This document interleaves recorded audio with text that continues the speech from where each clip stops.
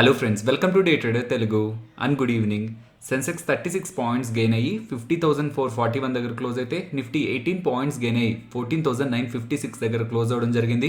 ఇవాళ మన markets opening కంటే ముందు ఎస్జిఎక్స్ నిఫ్టీ కానీ ఈవెన్ గ్లోబల్ మార్కెట్స్ కూడా కొంత పాజిటివ్లోనే ఉన్నాయి. బట్ మార్కెట్ ఓపెనింగ్ కి కొంత టైం ముందు నుంచి global markets like Asian markets కానీ ఈవెన్ ఎస్జిఎక్స్ నిఫ్టీ కానీ కొంత కరెక్ట్ అవడంతో మార్కెట్ ఓపెనింగ్ మీద కూడా ఇంపాక్ట్ అయితే చూపించింది. టాటా మోటార్స్ గురించి మాట్లాడుకోవాలి. టాటా మోటార్స్ రిలేటెడ్ గా ఇంట్రోడక్షన్ సెషన్స్ లో ఒక ఇంపార్టెంట్ అప్డేట్ వచ్చింది. బట్ స్టాక్ ప్రైస్ దానికి పాజిటివ్ గా రియాక్ట్ అవ్వలేదు. కానీ ఇది యాక్చువల్గా మేజర్ అప్డేట్. టాటా మోటార్స్ వాళ్ళు వాళ్ళ ప్యాసింజర్ వెహికల్ బిజినెస్ ని వాళ్ళ ఎంటిటీలోంచి సపరేట్ చేయాలనుకుంటున్నారు, హైవ్ ఆఫ్ చేయాలనుకుంటున్నారు. దాని రిలేటెడ్ గా టాటా మోటార్స్ కి సంబంధించిన షేర్ హోల్డర్స్ దగ్గర నుంచి అప్రూవల్ దొరికింది అని చెప్తున్నారు. ఈ స్టేట్మెంట్ ఒక మీనింగ్ ని జాగ్రత్తగా అర్థం చేసుకోవాలి. ఇప్పుడు టాటా మోటార్స్ అంటే జాగ్వార్ అలాగే ల్యాండ్ రోవర్ బిజినెస్ ఉంది. టాటా మోటార్స్ ఒక ఇండియన్ బిజినెస్ లో ప్యాసింజర్ వెహికల్ బిజినెస్ ఉంది, అలాగే కమర్షియల్ వెహికల్ బిజినెస్ కూడా ఉంది. సో ప్యాసింజర్ వెహికల్ అంటే బయట మనకు కార్స్ కనిపిస్తున్నాయా, నెక్సాన్ కానీ, టిగోర్ కానీ, హ్యారియర్ కానీ, ఇప్పుడు కొత్తగా సఫారీ ఇలాంటి కార్స్ కనిపిస్తుంటాయి కదా, అవన్నీ ప్యాసింజర్ వెహికల్ సెగ్మెంట్లోకి వస్తాయి. కమర్షియల్ వెహికల్స్లో బయట కమర్షియల్ వెహికల్స్ ఉంటాయి కదా, పెద్ద పెద్ద వెహికల్స్ ఉంటాయి కదా, అవి ఆ సెగ్మెంట్లో ఫాలో అవుతాయి. ఇప్పుడు ఇక్కడ వస్తున్న స్టేట్మెంట్ ఏంటంటే passenger vehicle segment around 9,000 crores విలువ చేసే సెగ్మెంట్ ని టాటా మోటార్స్ వాళ్ళు సపరేట్ చేస్తారంటున్నారు. ఇలా సపరేట్ చేసి ప్యాసింజర్ వెహికల్ బిజినెస్ రిలేటెడ్ గా ఎక్కువగా ఫోకస్ చేసి double digit growth in terms of market share, in terms of profitability తీసుకురావాలని టాటా మోటార్స్ వాళ్ళు ప్రయత్నిస్తున్నారని ప్రీవియస్ గా కూడా అప్డేట్ చేశారు. బట్ దాని రిలేటెడ్ గా ఇంపార్టెంట్ స్టెప్ షేర్ హోల్డర్స్ ఒక అప్రూవల్ ని ఇవాళైతే అప్డేట్ చేశారు. And even Reliance industries related గా O2C సెగ్మెంట్ ని కూడా వాళ్ళు హైవ్ ఆఫ్ చేయాలనుకుంటున్నారు, సపరేట్ చేయాలనుకుంటున్నారని ప్రీవియస్ గా కూడా మనకు అప్డేట్ ఉంది. సో ఏ కంపెనీకి సంబంధించిన ప్రమోటర్స్ అయినా ఆ కంపెనీలో ఉన్న ఒక ఇంపార్టెంట్ బిజినెస్ ని హైవ్ ఆఫ్ చేస్తున్నారంటేనే ఆ సెగ్మెంట్ ని ఎక్కువగా ఫోకస్ చేయడానికైనా ఉండాలి, లేదా ఆ సెగ్మెంట్ కి సంబంధించిన వాటాని ఇంకొక ప్లేయర్ కి సెల్ చేయడానికో లేకపోతే ఒక స్ట్రాటజిక్ పార్ట్నర్షిప్ ని ఏర్పరచుకోవడానికి ఇలా హైవ్ ఆఫ్ అయితే చేస్తూ ఉంటారు. బట్ ఎటు నుంచి చూసినా ఈ హైవ్ ఆఫ్ అనేది మనం టాటా మోటార్స్ కి పాజిటివ్ గానే తీసుకోవచ్చు. సో ఇలా హైవ్ ఆఫ్ చేసిన తర్వాత ఏదైనా స్ట్రాటజిక్ ప్లేయర్ తో పార్ట్నర్షిప్ ని కానీ ఆ ఎలక్ట్రిక్ వెహికల్స్ రిలేటెడ్ గా డొమెస్టిక్ గా ఇండియాలో ఏదైనా ప్లాన్స్ ని అనౌన్స్ చేస్తారనేది మనం టాటా మోటార్స్ రిలేటెడ్ గా జాగ్రత్తగా గమనించాల్సి ఉంటుంది. As of now share holders అయితే టాటా మోటార్స్ సంబంధించిన ప్యాసింజర్ వెహికల్ బిజినెస్ ని హైవ్ ఆఫ్ చేయడానికి యాక్సెప్ట్ చేశారంటున్నారు. నెక్స్ట్ మ్యారికో గురించి మాట్లాడుకోవాలి. మనం ప్రీవియస్ గా కూడా మ్యారికో గురించి మాట్లాడుకున్నాం. బట్ అగైన్ డివిడెండ్ రిలేటెడ్ గా అప్డేట్ ఇస్తూ వీళ్ళు రీసెంట్ గా అప్డేట్ చేసిన సఫోలా ఊడిల్స్ గురించి అండ్ ఈ బిజినెస్ రిలేటెడ్ గా ఎంత స్కోప్ ఉందని దాని రిలేటెడ్ గా మనం ఇప్పుడు మాట్లాడుకుందాం. అండ్ దీంతో వీళ్ళు ఎంటర్ అయిన ఇండస్ట్రీ 9,000 crore ఇండస్ట్రీ అనమాట. సో ఈ ఇన్స్టాంట్ నూడిల్స్ లైక్ నెస్లే వాళ్ళకి సంబంధించిన మ్యాగీ కానివ్వండి, ఐటీసీ వాళ్ళకి సంబంధించిన సన్ఫీస్ట్ ఇపీ నూడిల్స్ కానివ్వండి, వీళ్ళిద్దరే 80% దగ్గరగా ఇన్స్టెంట్ నూడిల్ మార్కెట్ ని కంట్రోల్ చేస్తున్నారు.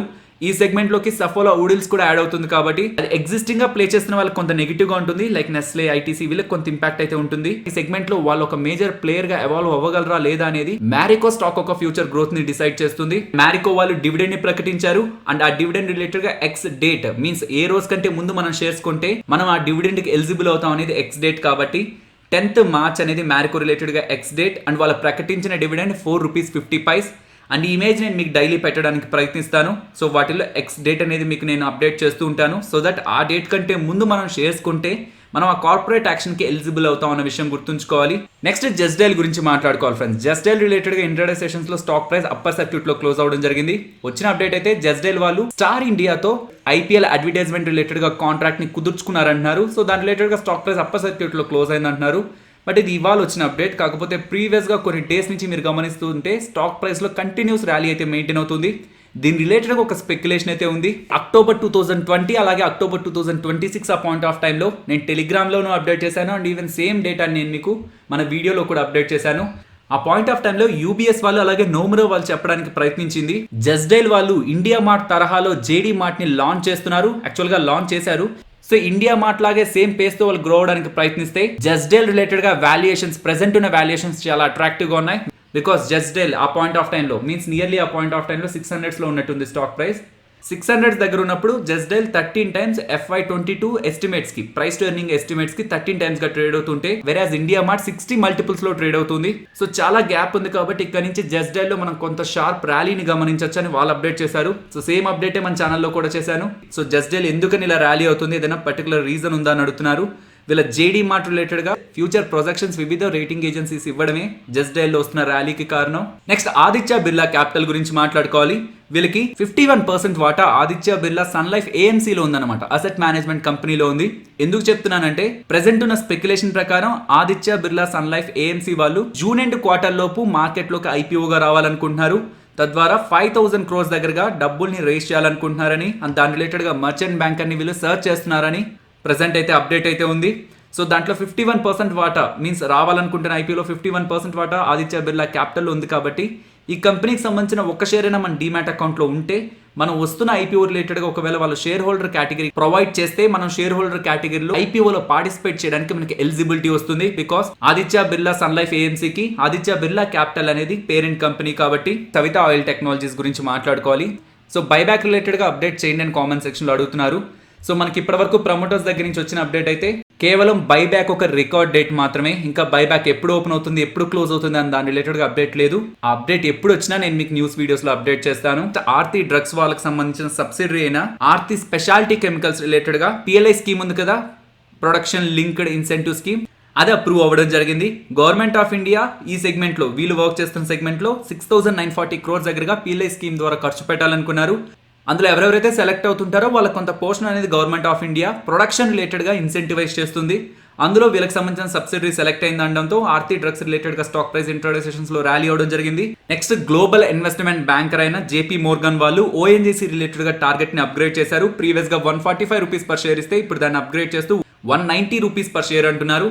దీనికి మెయిన్ రీజన్ ఇది ఒక oil exploration company, means crude oil రేట్లు పెరుగుతుంటే ఈ కంపెనీకి పాజిటివ్గా ఉంటుందన్నమాట. ప్రెసెంట్ క్రూడ్ ఆయిల్ ధరలు పర్ బ్యారెల్ నియర్లీ $70 గా ఉంది. నెక్స్ట్ 2 quarters లో ఈ క్రూడ్ ఆయిల్ ప్రైజెస్ అనేది అబౌవ్ $80 పర్ బ్యారెల్ వరకు ర్యాలీ అవడానికి పాసిబిలిటీ ఉంటుందని, మీన్స్ ఇక్కడ నుంచి క్రూడ్ ఆయిల్ ప్రైజులు పెరగడానికే పాసిబిలిటీ ఉంటుందని.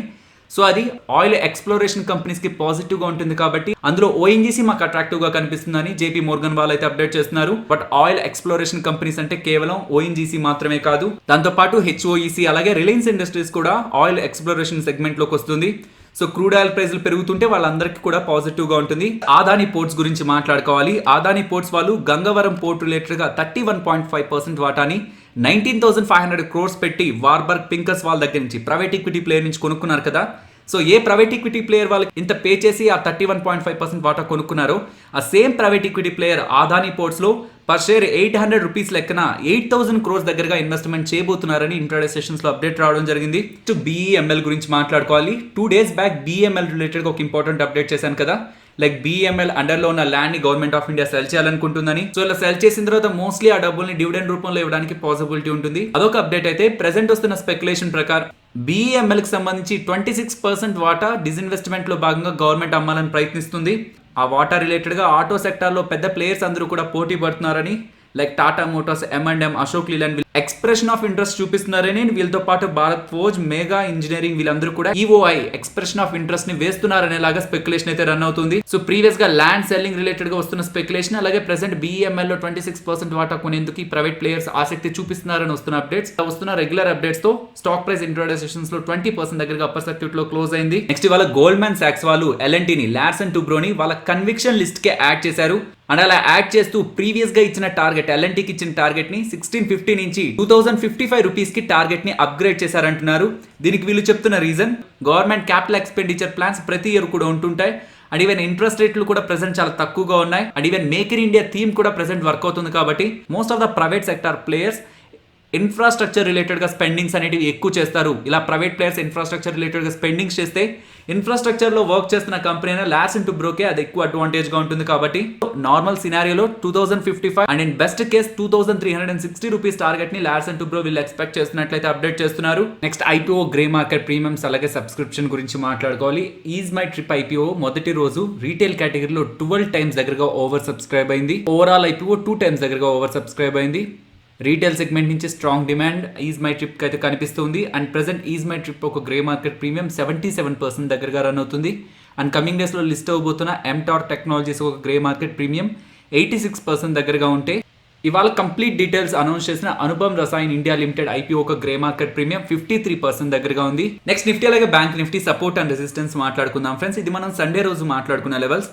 ఇవాళ మీరు గమనిస్తే నిఫ్టీ లోయెస్ట్ 14,919, సో 14,920 వచ్చి అక్కడి నుంచి కొంత సపోర్ట్ తీసుకొని 14,950 అరౌండ్ అయితే క్లోజ్ అయినట్లుంది.